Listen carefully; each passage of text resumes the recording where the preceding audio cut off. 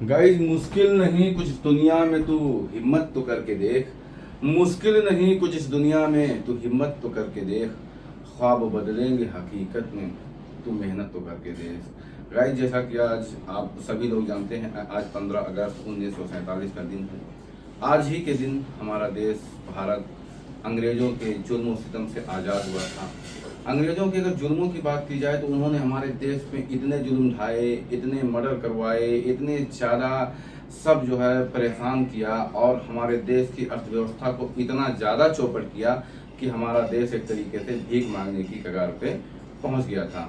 तो देखा जाएगा इस तो हमारे अगर असली कोई दुश्मन है, दुश्मन की कोई बात की जाए, हिंदुस्तान का मेन दुश्मन कौन है, तो वो अंग्रेज लोग हैं, यानी कि ब्रिटेन, यानी कि इंग्लैंड वाले हैं। ये अंग्रेज लोगों ने हमारे देश की पूरी अर्थव्यवस्था को बर्बाद कर दिया। यानी कि उस समय, जिस समय हमारे देश की जीडीपी करीब 25% रहा करती थी, आज के समय में आकर के इतने बुरे हालात, इतने निम्न स्तर पे आ गई है कि ये सारे के सारे देन जो है अंग्रेजों की ही है। और गाइस, मैं आप लोगों को एक चीज़ बताना चाहूँगा कि कोई भी देश तरक्की क्यों करता है और कैसे करता है। तरक्की करने का और कुछ भी करने का, आगे जाने का सिर्फ एक ही साधन है, वो चीज़ है एजुकेशन। अगर हमारे पास एजुकेशन है गाइस, एजुकेशन यानी कि शिक्षा, पढ़ाई लिखाई, अगर मैं बात करूं कि दुनिया का कौन सा सबसे ज़्यादा पावरफुल हथियार है, तो वो पावरफुल हथियार सिर्फ और सिर्फ एजुकेशन है।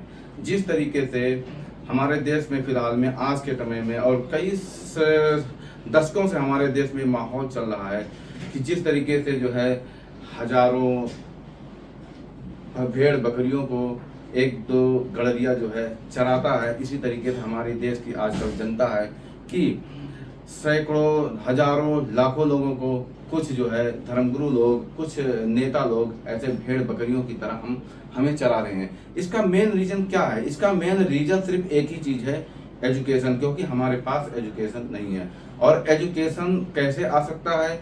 एजुकेशन किसी धर्मगुरु, किसी नेता, किसी ऐसे इनके जो है कहने से सिर्फ ऐसे एजुकेशन नहीं आएगा। एजुकेशन मेन चीज आएगा हमारे खुद के चाहने से। जैसे हमारा बच्चा है, मान लिया, तो हमारा जो बच्चा है वो एक तरीके से नासमझ होता है, उसको जिस सांचे में हम ढालना चाहें वो ढल जाएगा।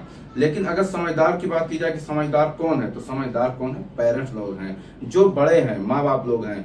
तो अगर हम ये जिम्मेदारी खुद उठाते हैं अपने बच्चों को एजुकेटेड करने के लिए, अपने देश को पूरे एजुकेटेड करने के लिए, तो ये चीज़ हम बड़ी आसानी से कर सकते हैं। इसका बहुत सिंपल तरीका है, हमें खुद डेली सुबह शाम 10 मिनट 15 मिनट, जो भी माता पिता हैं, सबको ये जरूर पढ़ना चाहिए और एक छोटी सी लाइब्रेरी बनानी चाहिए। अगर हम इस चीज़ को फॉलो करते हैं कि अपने देश में, अपने घर में एक छोटा सा जो है एक लाइब्रेरी और रोज डेली सुबह शाम जो है हम पढ़ते हैं, तो ऑटोमेटिक हमारा बच्चा जो है पढ़ने लगेगा। क्योंकि अगर माँ बाप को ज्ञान रहेगा तभी वो अपने बच्चों को गाइड कर सकता है। और समझदार की बात की जाए कौन है, तो वो पेरेंट्स ही हैं।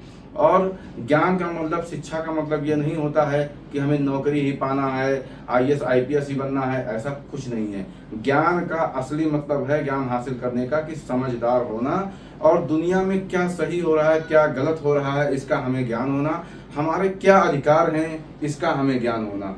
ये सबसे मेन चीज जो है ज्ञान का मतलब होता है। अब हमारे अंदर ज्ञान नहीं है तो हमें क्या कर, हमें हमारे साथ क्या होता है, हम जो है धर्म गुरुओं के शिकार बन जाते हैं, हम नेताओं के शिकार बन जाते हैं। और फिर जैसे मैंने पिछले अभी मिसाल दिया था कि जिस तरीके से दो चार जो है गड़रिया हजारों और सैकड़ों भेड़ों को ऐसे चराते हैं, इसी तरीके से ये धर्म गुरु लोग और नेता लोग हमें जो है उसी तरीके से हाँकते हैं। जब चुनाव आएगा तो एक तरीके से बढ़िया बढ़िया जो है लालच दे करके अपना उल्लू सीधा कर लेंगे और उसके बाद में जो है फिर 5 साल इंजॉय करेंगे।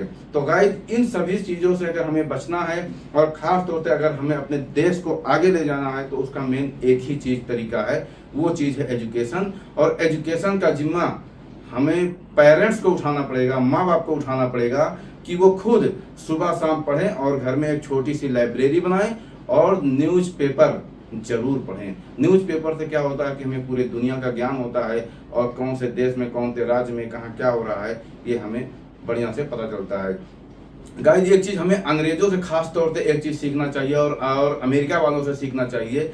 इन्होंने अपने देश को कैसे आगे पहुंचाया, या जापान वालों ने अपने देश को कैसे आगे पहुंचाया।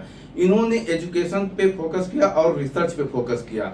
जो भी कोई देश अपने देश में एजुकेशन और रिसर्च यानी कि साइंस के ऊपर फोकस करेगा, शिक्षा के ऊपर फोकस करेगा, नई नई चीज़ों की खोज के ऊपर फोकस करेगा, वही देश दुनिया में जो है आगे बढ़ेगा। नहीं तो अगर जो इस चीज़ पे नहीं है उसको धीरे धीरे धीरे धीरे 100-150 सालों में, 200 सालों में उसको गुलाम बनना निश्चित है।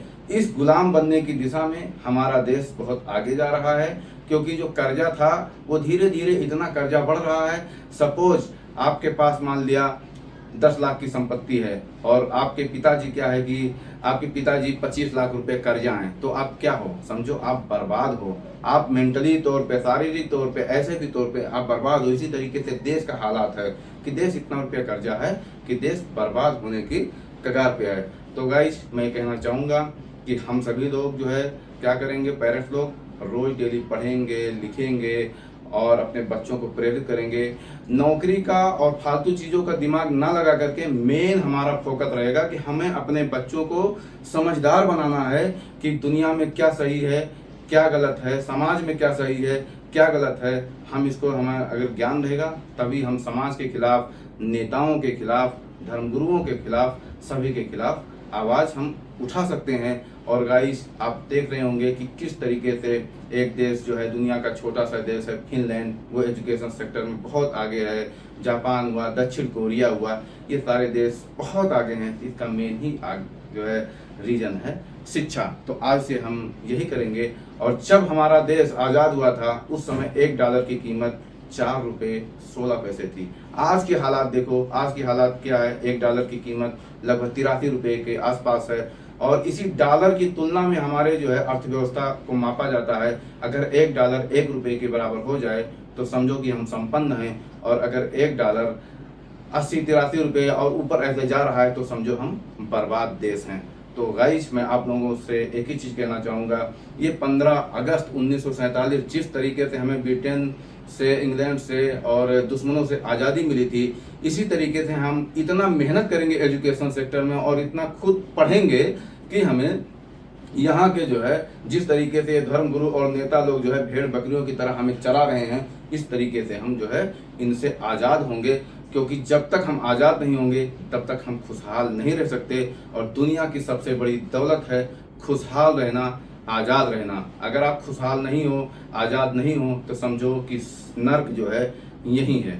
सो गाइस आज 15 अगस्त 1947 का दिन है और ये 79 यानी 79 जो है वहाँ जो है ये आपका जो है आज़ादी का दिन है। हम इसको बड़ी खुशी से मनाएंगे और इस खुशी के अवसर पर हम जो है ये संकल्प लेंगे, जितने भी पेरेंट्स लोग हैं, जितने भी बच्चे लोग हैं और जितने भी हिंदुस्तान के लोग हैं, कि हम पढ़ेंगे पढ़ेंगे पढ़ेंगे और इतना पढ़ेंगे कि हम दुनिया में जो है टॉप पे रहेंगे। करीब 150 करोड़ की जो है हमारे देश की जनसंख्या है। अगर ये पढ़ लिख करके शिक्षित हो जाए तो मैं गारंटी के साथ कहता हूँ कि सिर्फ 2 दशक लगेंगे, 20 साल लगेंगे, सिर्फ हमारा देश पूरी ही दुनिया में सुपर पावर बन जाएगा। इतना बड़ा सुपर पावर बन जाएगा कि जिसका कोई जवाब नहीं है।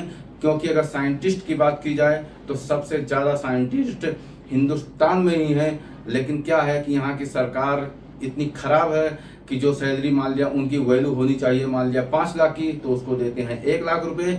इस मजबूरी के कारण वो क्या है कि विदेश चले जाते हैं। तो इस पे जो है हम रोकेंगे और सब मिला जुला करके इतने साइंटिस्ट, इतने सब कुछ लोग बाहर हैं जो दूसरे देशों को जो है फायदा पहुंचा रहे हैं और आसमान पे पहुंचा रहे हैं, ठीक उसी तरीके से हम उनको रोकेंगे और इतना मेहनत करेंगे हम 150 करोड़ की आबादी वाली जनसंख्या वाले कि हम पूरी दुनिया पे टॉप पे बन करके दिखाएंगे। सो गाइस आज हम संकल्प लेते हैं कि 15 अगस्त 1947 यानी कि हमारा देश जो आज़ाद हुआ था ब्रिटेन की गुलामी से, अंग्रेजों की गुलामी से, इस दशा में संकल्प लेते हैं कि हम आज से ही पढ़ना लिखना चालू कर देंगे, आज से ही लाइब्रेरी बनाना चालू कर देंगे और आज से ही समाज में लोगों को कहना ये चालू करेंगे कि भाई आप भी सुबह शाम डेली पढ़ो, आप भी सुबह शाम डेली पढ़ो और अपने बच्चों को पढ़ाओ और एक लाइब्रेरी जरूर बनाओ और न्यूज़पेपर जरूर पढ़ो। सो गाइस ये था हमारा छोटा सा 15 अगस्त पे स्पीच और अगली स्पीच में दूसरे जो है किसी शुभ अवसर पे दूंगा। So guys thank you, bye, take care.